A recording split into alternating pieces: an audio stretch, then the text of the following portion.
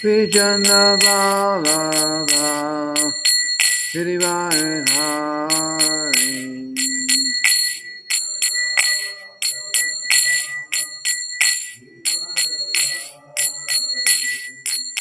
Yashoda Nandana Prajajana Ranjana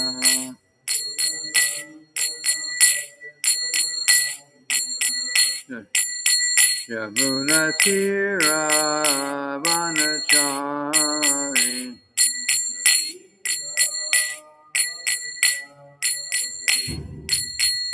Jaya Radha Madhava Kunja Bihari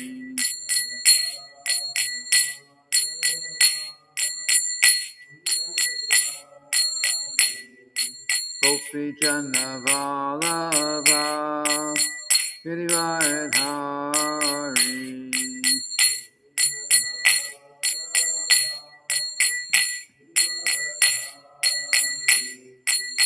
Yashoda Nandana Prajajana Ranjana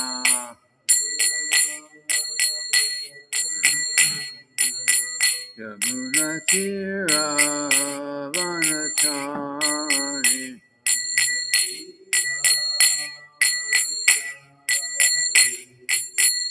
Hare Krishna Krishna Krishna Hare Hare Hare Rama Rama Rama Hare Hare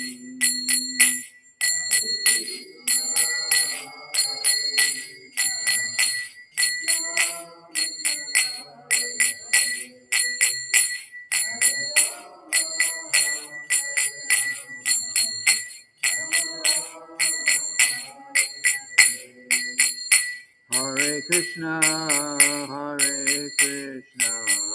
Krishna Krishna Hare Hare Hare Rama Rama Rama Hare Hare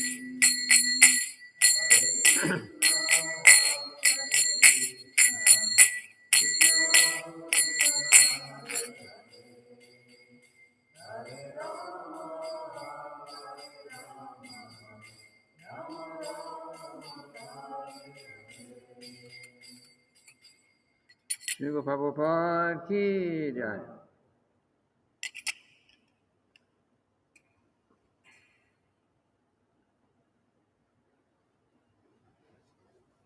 Om Namo Bhagavate Vasudevaya. Om Namo Bhagavate Vasudevaya. Om Namo Bhagavate Vasudevaya.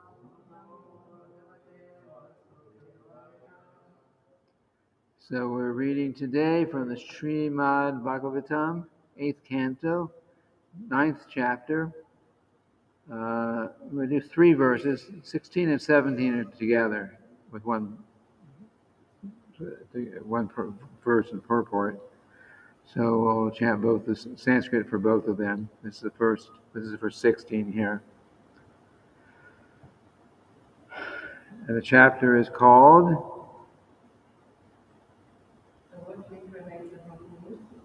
The Lord Incarnates as Mohini Murti. Okay. Pranmukheshu pavishteshu Sureshu Dittajeshu cha Tupamodita Shauyayang Jushtayang Vaya Dipakai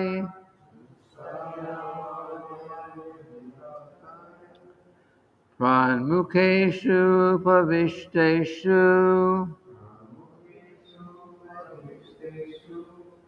Sureshu Dittajeshu cha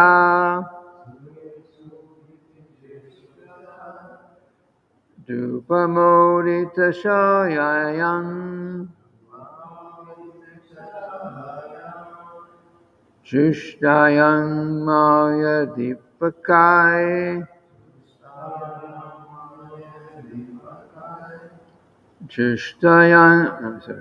Pranmukeshu Pavishteshu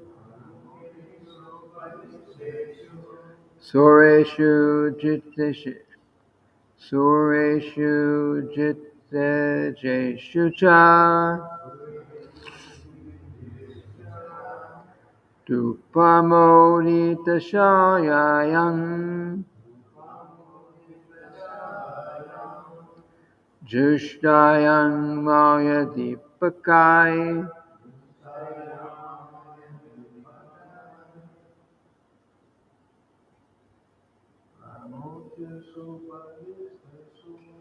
Pranmukeshu Pavishteshu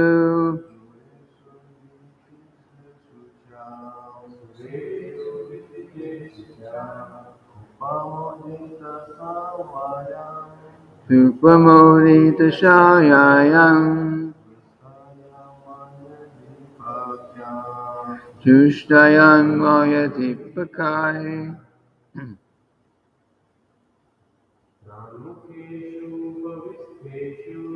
Pranmukeshu Savishteshu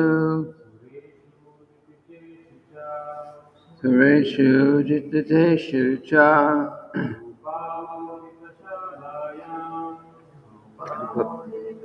Shayayam Jushtayam Maya Dipakai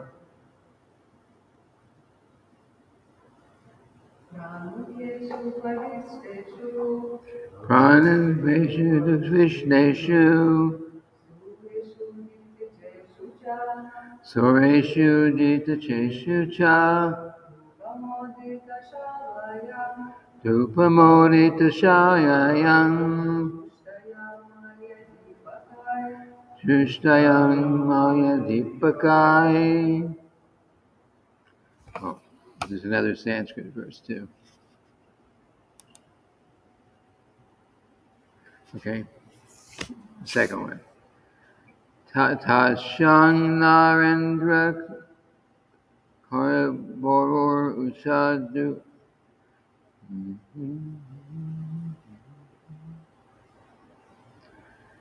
Tashang Narendra Karaboror Ushadukula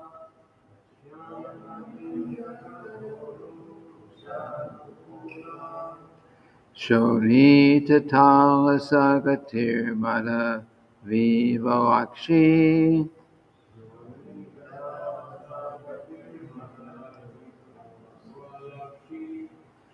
Sa Gujati Kanaka Nupura Shinjitena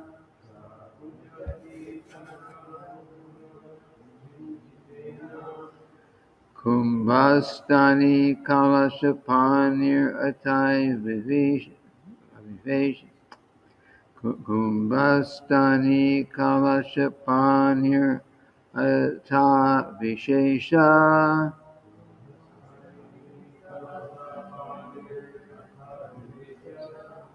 Tashang Narendra Karabor or Ushad Dukula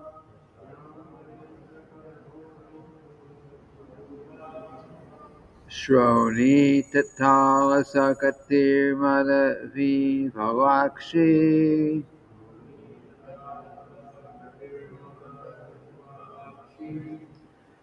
Sa Gujati Kanaka Nupura Sinjitena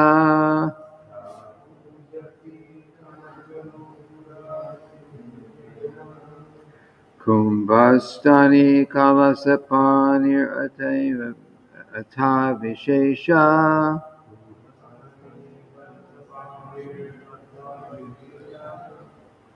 Let's try.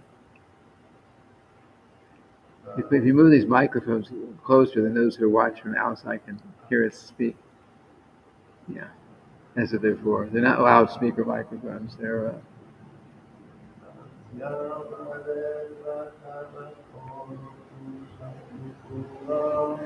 Tashang Narendra Karabor Ushadukula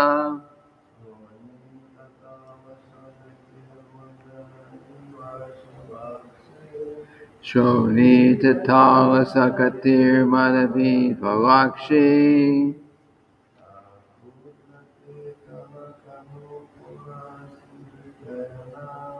Sakujalakkanaka Nupura Sindhitena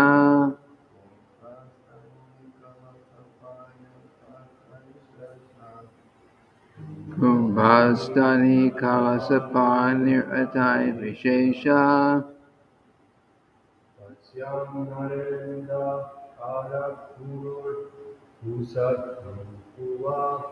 Tashang Narendra Karabor Ushada Kumbhala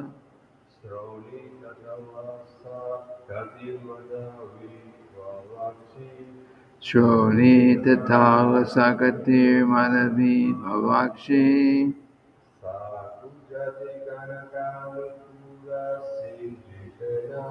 Sakujati Kanaka Nupur Sinjitena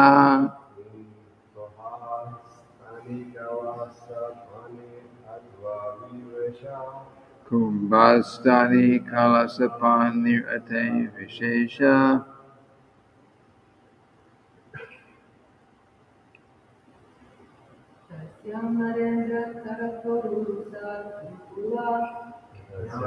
Narendra Karapur Ushada Kukula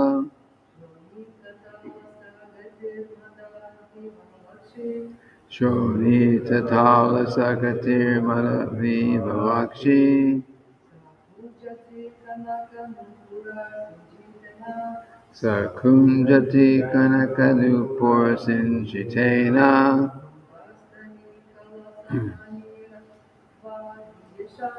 Kumbhastani Kalashapanir Ata Vishesha.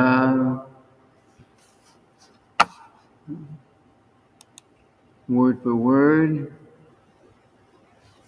Prakmukeshu, facing east. Upavishteshu, were sitting on their respective seats.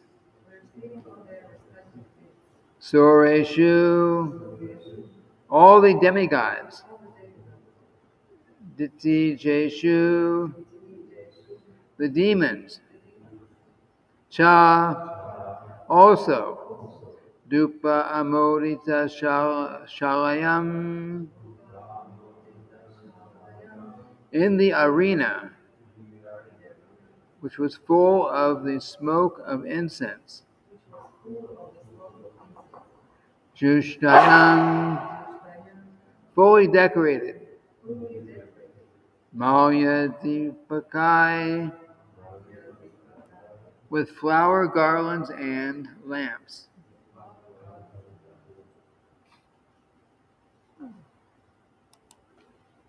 Oh, just more word for word.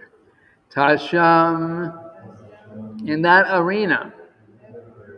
Nara Indra, O king.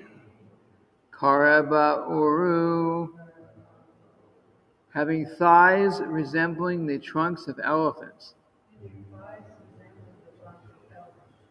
Ushatdukula,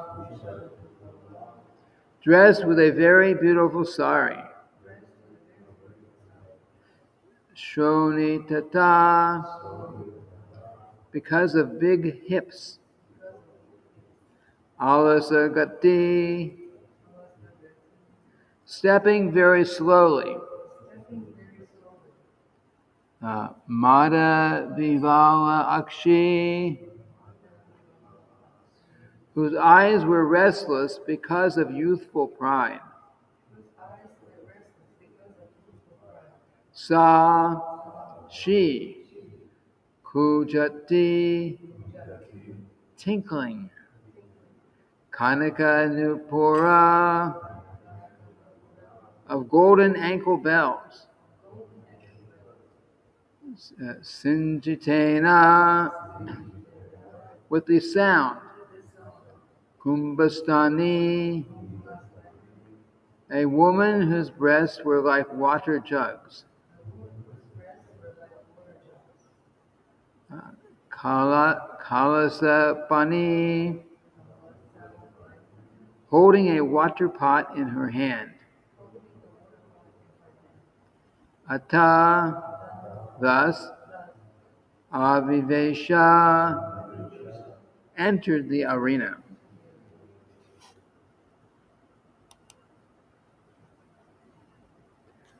O king, as the demigods and demons sat facing east in an arena fully decorated with flower garlands and lamps and fragrant with the smoke of incense, that woman, we're still referring to Mohini Murti here, that woman, dressed in a most beautiful sari, her ankle bells tinkling, entered the arena, walking very slowly because of her big, low hips. Her eyes were restless due to youthful pride. Her breasts were like water jugs. Her thighs resembled the trunks of elephants, and she carried a water pot in her hand. You want to do the translate the translation?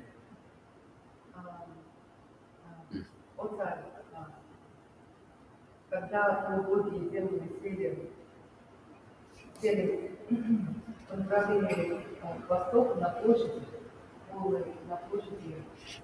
декорированной цветочными гирляндами и лампами, и также ароматом различных благовоний. Та женщина, которая имеется в виду Мурти, одета в самую красивую сари, вошла очень медленно. На ее лодыжках звенели колокольчики, и она вошла очень медленно из-за ее больших, низко расположенных бедер. Ее глаза излучали моложавую гордость. Ее груди были похожи на кувшины с водой. Ее бедра напоминали бедра слона, и она держала кувшин в ее руках. Okay, so this verse has no purport, so I'll just read the translation for the next one and the purport. Her attractive nose and cheeks and her ears, adorned with golden earrings, made her face very beautiful. As she moved, her sari's border on her breast moved slightly aside. When the demigods and demons saw these beautiful features of Mohini Murti, who was glancing at them and slightly smiling, they were all completely enchanted.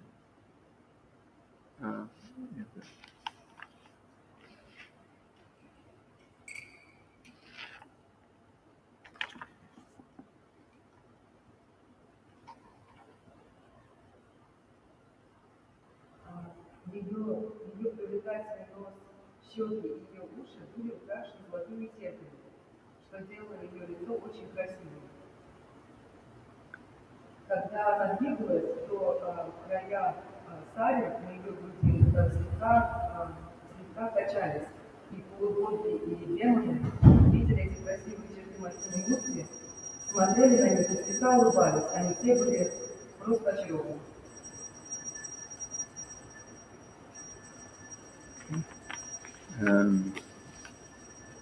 Okay, there's a short purport, so I'll read the purport and then we can do it in Russian. Srila Prabhupada's purport. Srila Vishwanath Chakravarti Thakur remarks here that Mohini Murti is the Supreme Personality of Godhead in a feminine form, and that the Goddess of Fortune is her associate. This form assumed by the personality of Godhead challenged the Goddess of Fortune. The goddess of fortune is beautiful, but if the Lord accepts the form of a woman, he surpasses the goddess of fortune in beauty. It is not that the goddess of fortune, being female, is the most beautiful. The Lord is so beautiful that he can excel any beautiful goddess of fortune by assuming a female form.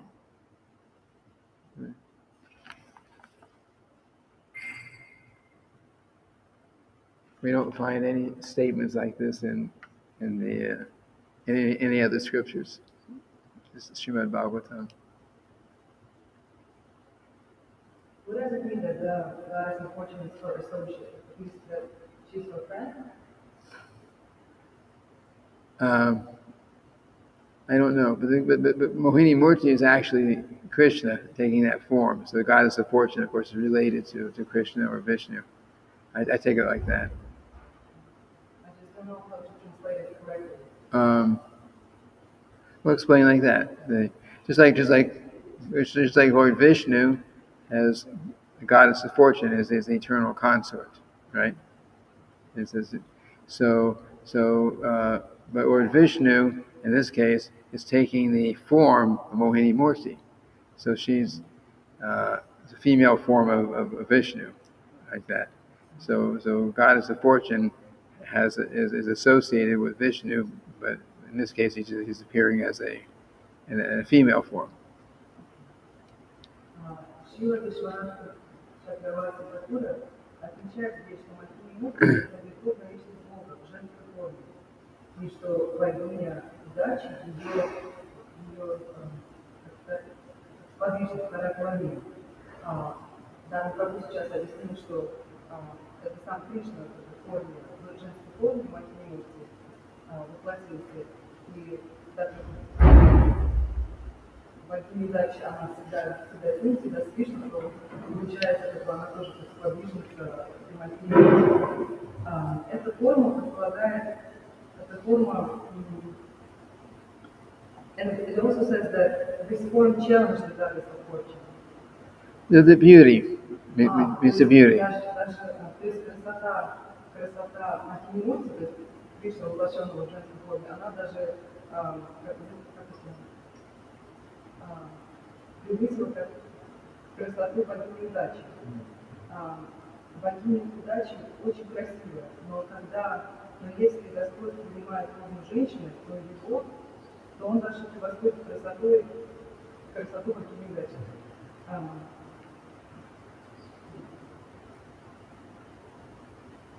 Господь настолько прекрасный, что он может превосходить красотой любую из самых прекрасных богинь удачи, принимая женскую форму.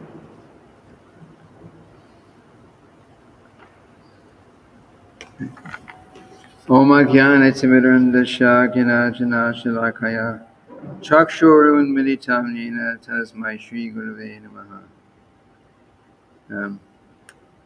So this is Krishna's position.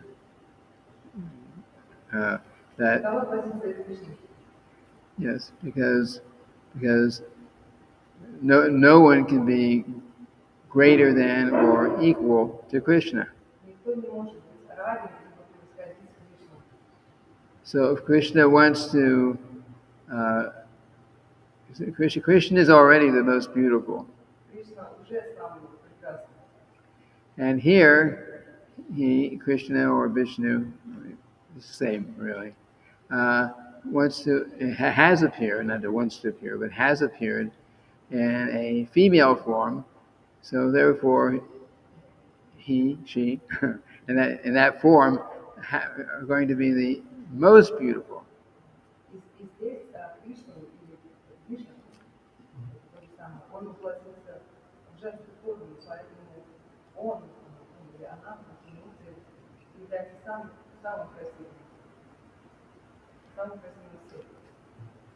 Because goddess of fortune is also energy of God. So Krishna has to be the superior in all cases.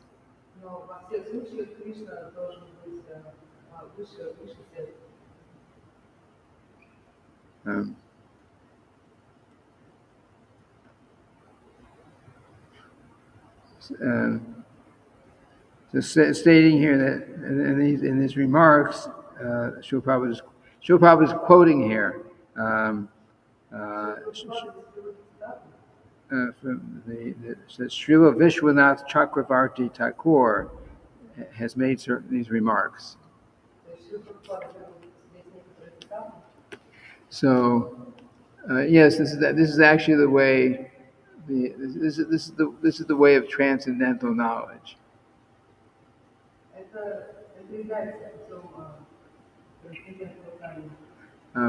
Because each acharya does not just make up, does not just create their own interpretation of the Vedas.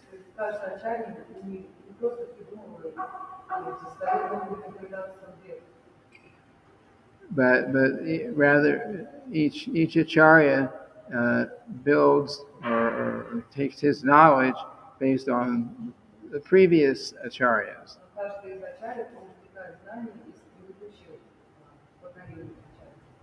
Just like what Srila Prabhupada would translate the Srimad-bhagavatam, he had a Srimad-bhagavatam that had the verses like we have here, plus including commentaries for several of the big acharyas.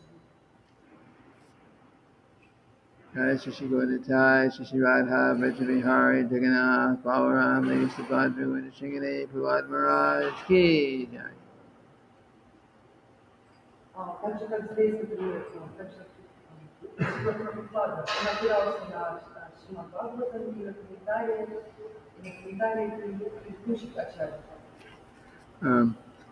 So Srila Prabhupada didn't necessarily in every case say that such and such acharya said this, but sometimes he'll mention it in the purports.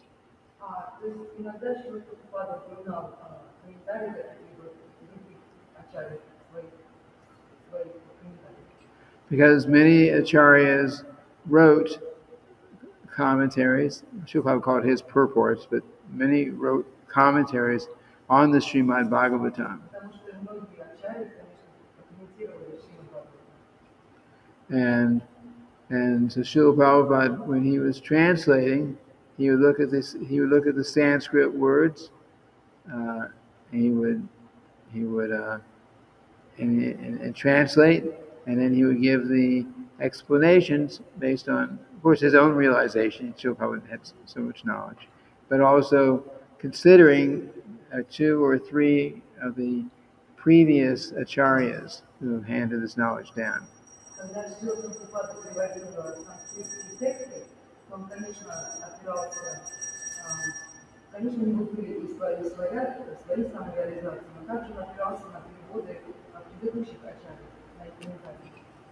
And a Srila Prabhupada, well, not the Srila Prabhupada, in general, an acharya, when they write their commentaries or purports like that, when they write them, they are writing to make the meaning of the scripture more clear for a particular audience.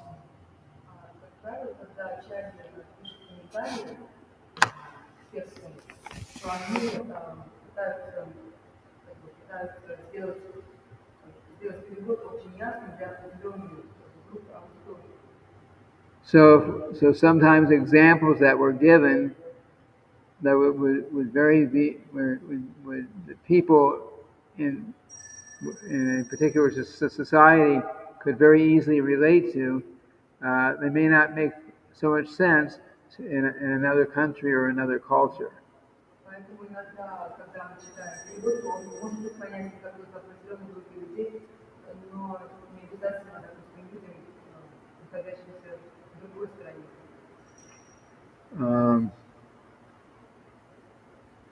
I'm trying to remember an example now. But just like until Srila Prabhupada, pretty much, I mean, all these acharyas were in India, and India culture. That's where they were known.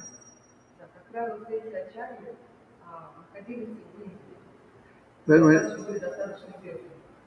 but when Srila Prabhupada came to preach to the Western countries, Да, когда Шрила приехал, чтобы проводить лекции в западных странах, so sometimes he would use examples and analogies that would be more that we could understand here. он приводил уже примеры и аналогии, которые были бы более понятны нам, западным.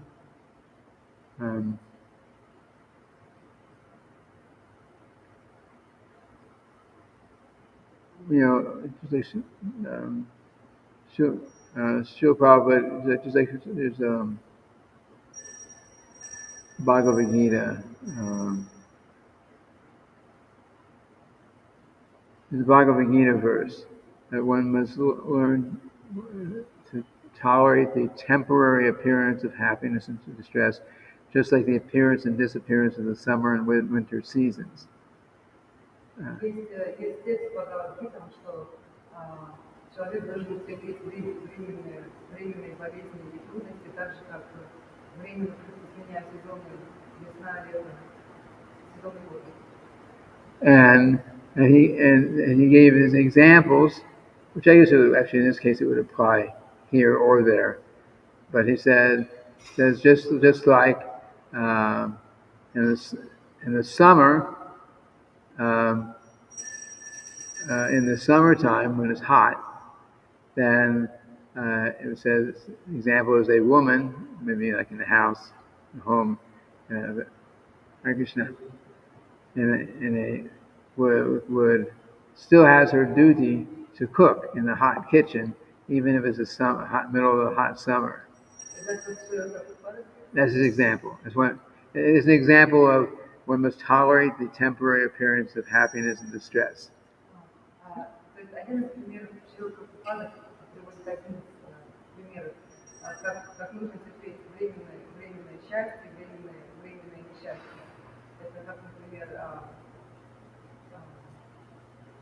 Как, например, жарким летом женщине все равно приходится находиться на кухне и готовить обед, несмотря на жару.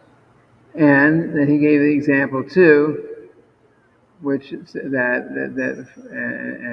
a man, which could apply for women too at that time, should, as a matter of duty, even in the middle of the winter, and this would apply in India especially, you go out to you may not have your shower in your home, so you want to take bath, you had to go to the river, which in the winter is like liquid ice. Или же, как бы, другой пример толерантности, терпения, временных трудностей, счастья, несчастья, это когда, например, мужчине зимой приходится в отсутствие ванны, тоже ему приходится идти дома, ему приходится идти на реку, вода, и купаться там, в водах, которые просто ледяная. So the point in that verse is that you, in all circumstances, one must perform their duties. И смысл этого текста, что при любых обстоятельствах каждый должен выполнять свой долг. But of course, we were talking about not the Bhagavad Gita verse so much, but rather we're talking about the acharyas and their commentaries. So I'm sorry I'm not coming up with the right example, but there are the same commentary, same verses with purports. Srila Prabhupada wrote. There are sometimes adjustments that would make a lot of sense now in Western countries that may not have the same effect in India, or where the previous acharyas had been preaching.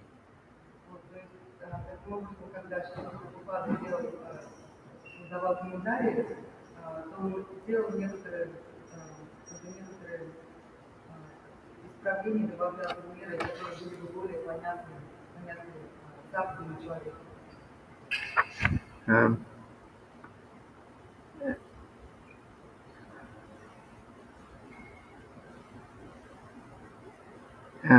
In any case, we're reading about this female form of the Lord. So she's going to be the most extraordinary because she's Krishna or Vishnu. Здесь мы читаем о женском воплощении Господа Кришны, и, конечно, она просто является экстраординарной. So of course the demons and the demigods, of course, are completely enchanted. Is the word, yes. Конечно же, поэтому как полубоги, так и демоны просто заворожены, просто очарованы этой формой. And the demons had already, previous verse, the demons had already said, okay, after she told them how, you cannot trust me. I'm wandering here and there without the protection of a father or a husband, and so you really cannot trust me. But they decided, no, they thought she was joking, so they agreed, and they ultimately handed her this pot of nectar. Поэтому даже после того, как Mohini сказала прямо демону, что вы не можете доверять мне, потому что я не нахожусь под чьей защитой, ни мужа, ни брата, ни сына, и брожу сама по себе, то демоны все равно не поверили ей и с радостью отдали ей горшочек нектара. And they will trust her, even though she told them that she was going to cheat them. Они все равно доверились ей, даже после того, как она предполагает, что все равно она может обмануть. They'll fully trust her that she will perfectly distribute the nectar, so everyone will be happy. Они поверили, что она раздаст каждому разную долю этого нектара. And of course, this was all part of the Lord's plan. Конечно, это было частью плана Господа. Because if you remember the previous chapters, the demons were getting, getting the upper hand. Understand upper hand? The demons were getting control of the demigods.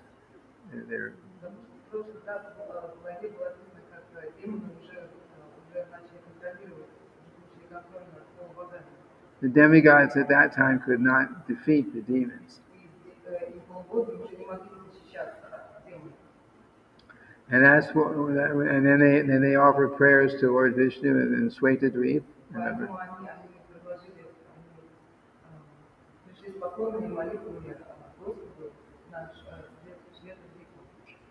And the Lord said, "Don't worry, I'll take care of it." And then he advised the demigods to don't fight with the demons because you cannot defeat them right now.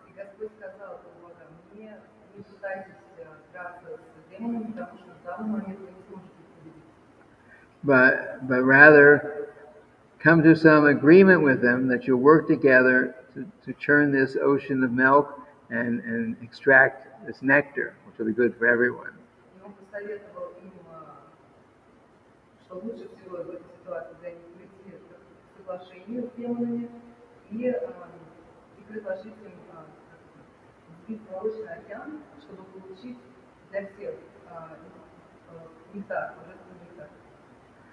And of course, the demigods were really thinking, we want all of it. But the demons are thinking the same thing.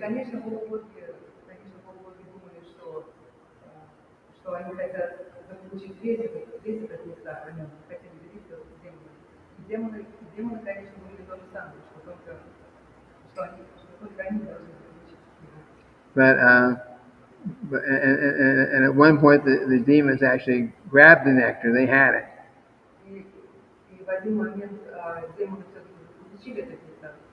that's when Lord Vishnu said, "Don't worry, I will take care." И в этот момент Господь Вишну сказал, не беспокойтесь, я позабочусь об этом. And then he appears in the Mohini Murti incarnation. И поэтому он появился в этой форме, женской форме Mohini. And dressed and acting in a very feminine way.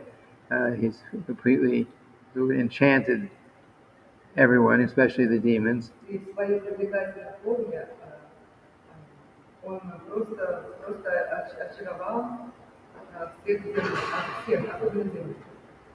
So now she's actually cheating them, as she told them that she would do. I will cheat you. I will cheat you. Даже несмотря на то, что Mohini прямо сказала демонам, что я могу вас обмануть, они все равно дали действие. But because she was so enchanting, even though she was telling them what she was going to do, they thought they were so bewildered by her. They were they just thought she was joking. She's just saying she's just joking. She's being funny. She's being playful. И из-за ее красоты демоны были настолько одурманены ее красотой, что они думали, что она просто шутит. И все равно поверили. So anyway, she's in the process of cheating in this. But I don't want to give away the next verses until we get there. So this is where we're at right now. She's all ready to distribute the nectar, but we'll see who actually gives the nectar to. То есть мы сейчас находимся в моменте, когда она получила этот нектар, и в следующем тексте мы уже узнаем, как она будет его распределять среди его вокруг.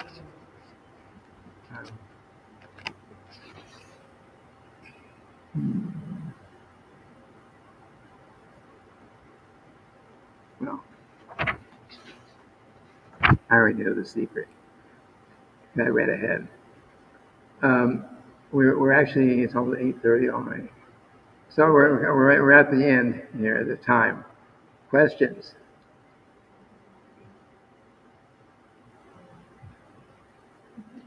No questions? Even the translation?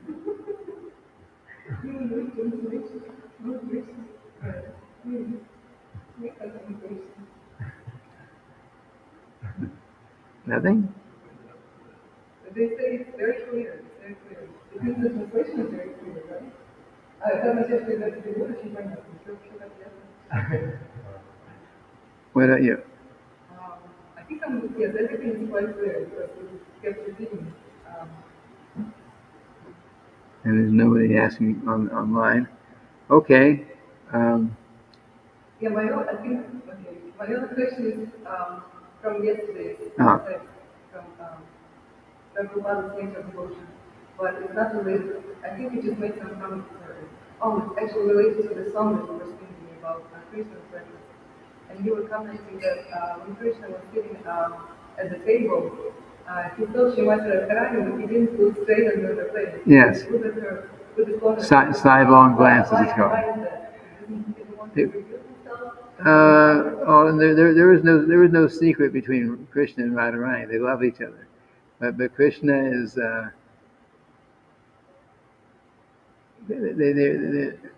Krishna in Vrindavan. You know, so a lot of the gopis are actually married. So and Krishna is there as he's not married. So they're not. He's not actually normally supposed to be associating with them anyway. But he's looking at them from the side. Sidelong glasses. This means, you know. So he's looking at them, and they're looking at him like that. But they're trying to not show that they're looking at each other. That's what it means. And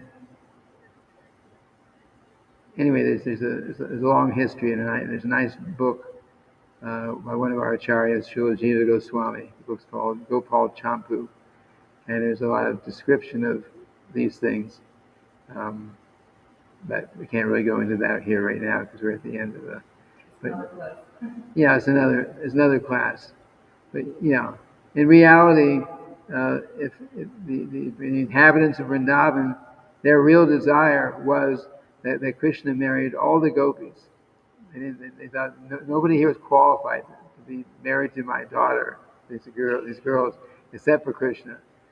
But their spiritual master, their Gargamuni, who was the family spiritual or the community spiritual master, Gargamuni,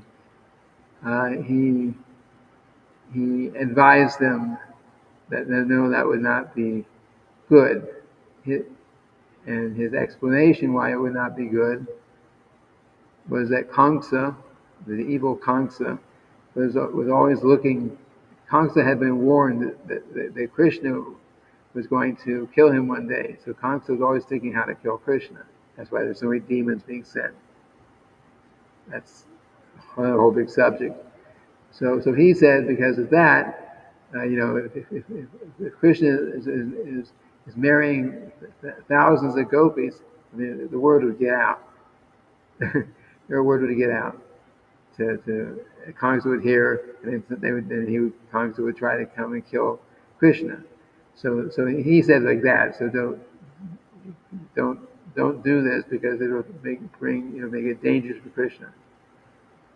But in reality, Krishna's eternal relationship with the gopis is a paramour. Paramour means not married, legally married, let's say, but it's an eternal loving relationship. So Krishna's he's eternally lovers of the gopis forever. So the gopis maybe externally are married to somebody else, but the real relationship is with Krishna. Anyway, it's hard to explain. It's not in modern Western society.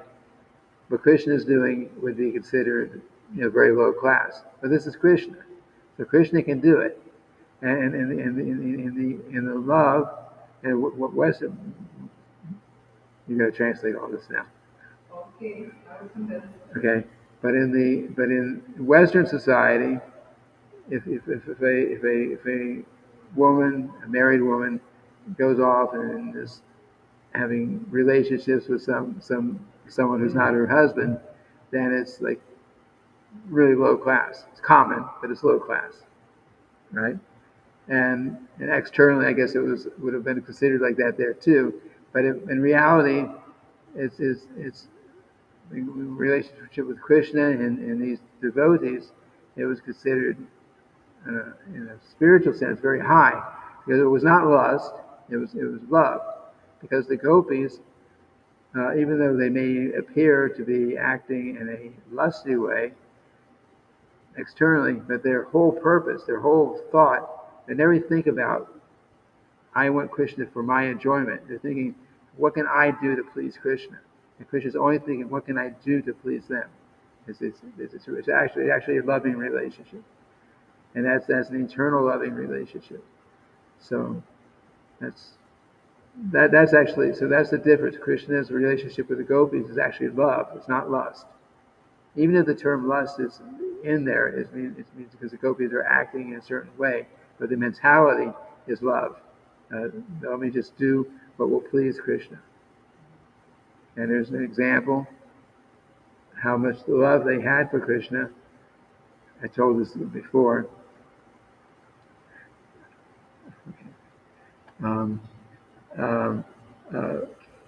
One time, Krishna told a messenger, I think Narada Muni, to go around to the different devotees, his different Krishna's devotees, and tell them that Krishna has a big headache. Yeah, he's got a big headache, and the only thing that'll cure his headache is to have the dust from the feet of his devotees. But of course, everyone's thinking, put dust from my feet on Krishna's head, I'm going to go to hell eternally. There's no question. But when he went to the gopis, then immediately everyone's walking around barefooted anyway, and it's dusty ground. So, he gets a lot of dust on my feet to give to Krishna. And Narada Muni said, aren't you afraid that you'll go to hell? He said, we don't care if we go to hell. If Krishna is suffering, we need to do this to help him, make him happy, like that. Okay, now you can translate all that.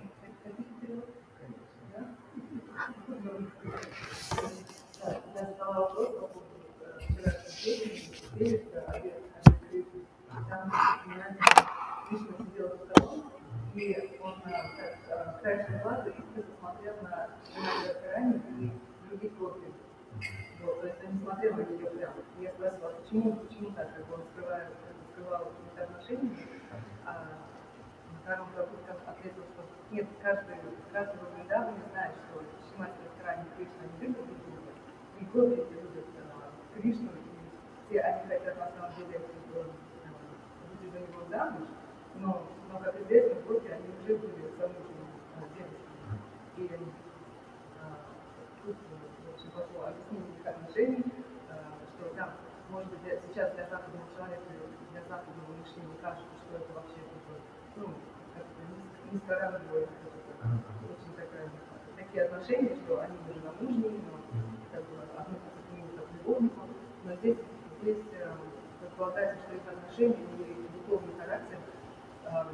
Да, они находятся замужем, но они все тянутся к Кришне, Верховной Личности Бога. И да, объясню, что может быть внешне кажется, что это как они испытывают к ним вожделение какое-то, но это только кажется как внешне. На самом деле их ментальность, их область мысли это чистая любовь к Кришне. И также Кришна относится к ним. И их ментальность, она состоит в том, что они хотят сделать все, что угодно, чтобы удовлетворить его, и Кришна, в свою очередь, тоже хочет сделать все, что угодно, чтобы удовлетворить Бога. В общем, так. Как бы очень сейчас сложно для понимания западному человеку с нашим мышлением.